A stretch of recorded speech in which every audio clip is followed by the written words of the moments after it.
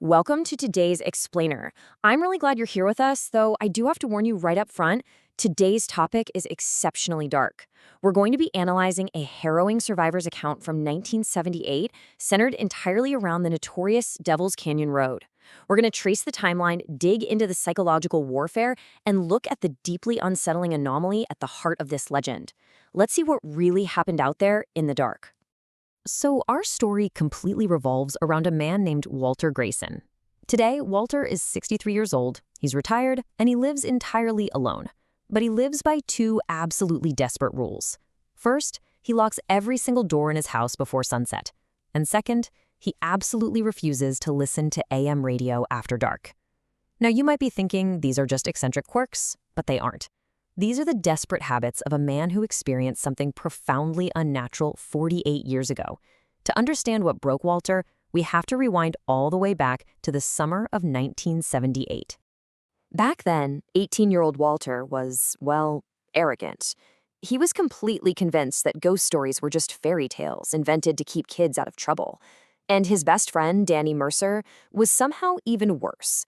Danny practically laughed at danger from behind the wheel of this rusted-out 1969 Ford pickup, no AC, headlights that constantly flickered, and a terrible, struggling engine.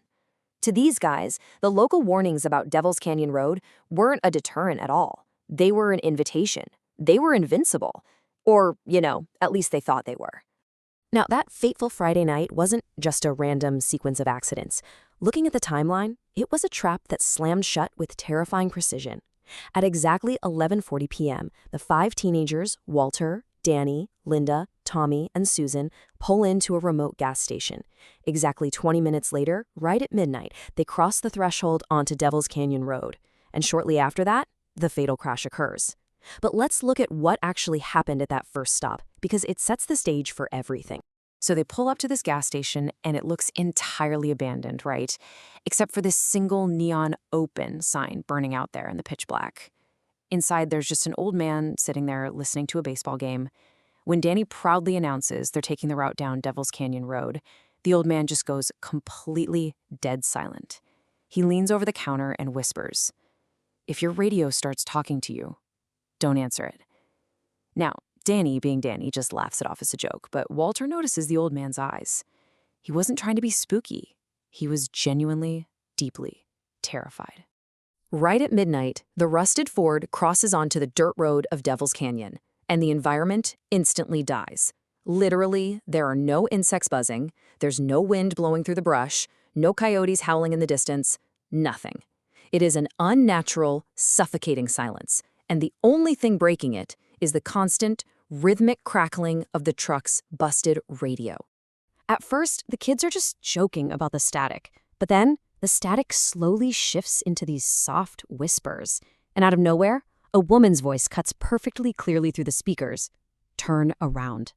The entire truck just freezes. Linda begs Danny to turn the radio off. He reaches down, grabs the volume knob, and twists it, but the knob just snaps off completely in his hand. They are literally trapped with the broadcast, and it's only getting louder. And then, the nightmare really escalates. The radio stops whispering and suddenly, impossibly, uses Tommy's voice. It says, "Dad?" Tommy goes completely pale, because his father had actually died 3 years earlier. Yet, right there in the dark cab of the truck, the radio mimics his dead father's exact voice, pleading, "Tommy, help me." In that exact moment, they realize this isn't some radio interference. Something impossibly malevolent was in the truck with them. Danny is completely panicked by the voices, so he suddenly slams on the brakes. The truck skids to a violent halt, dusting up dirt everywhere. And caught right in the flickering beams of their headlights is a figure standing dead center in the road. It's tall, it's abnormally thin, and it is standing perfectly, unnaturally still. Danny slowly rolls down his window, assuming it's just a stranded police officer. But as the headlights fully wash over him, the face is completely wrong. The skin is way too pale, looking almost like melted wax.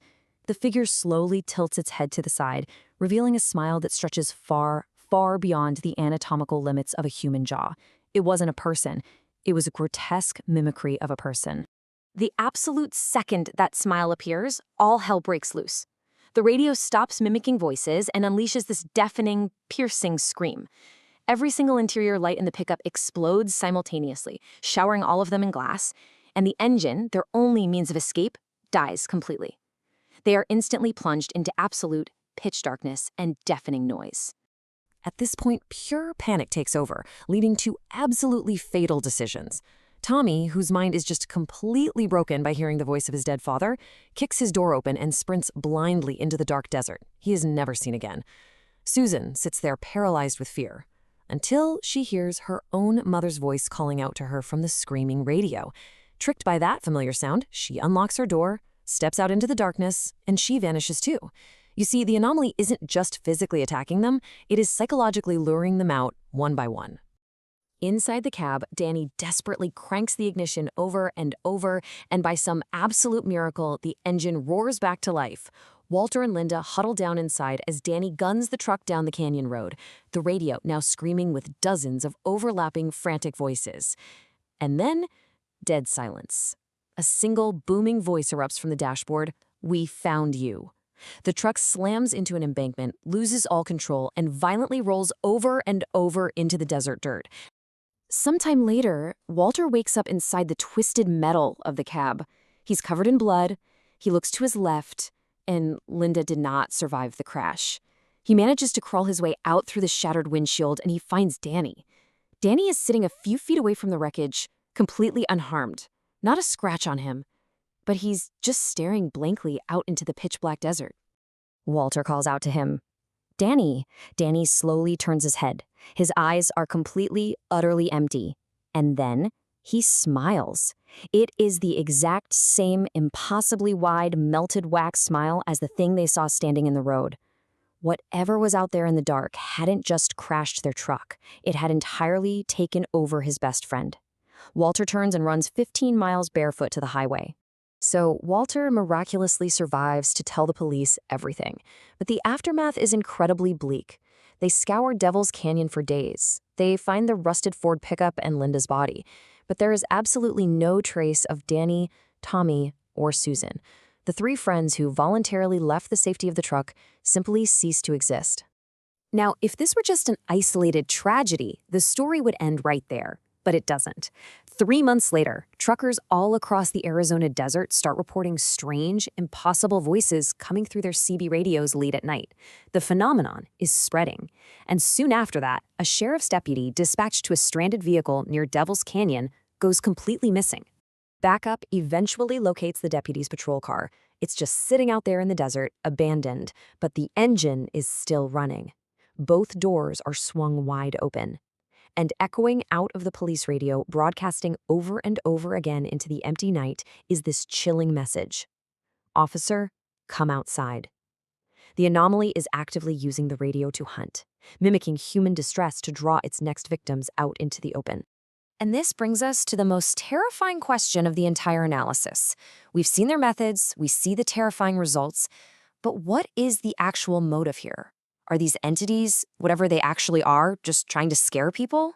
Are they just malevolent spirits haunting a stretch of desert road for the sheer thrill of it? To answer that, you have to look at the very strict rules of the anomaly itself.